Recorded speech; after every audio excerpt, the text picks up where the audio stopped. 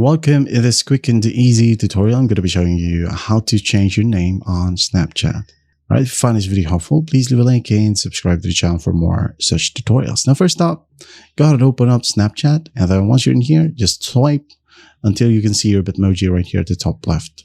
So just go ahead and tap on it. Wait for it to load. And once it loads, go ahead and tap on the gear icon that says settings, or that looks like settings. Well, go ahead and tap on it. And then in here, you'll be able to see name and username. All right. So go ahead and tap on username since you wanted to change your username. And then just go ahead and tap on the text box. And then go ahead and tap on continue. Okay. It says here, your username can only be changed once a year. Your username might become eligible for reuse by someone else in the future. Well, if it's okay with you, well, go ahead and tap on continue. Change it. Maybe I'm going to go ahead and change it to made for money, just like so. And then tap on next.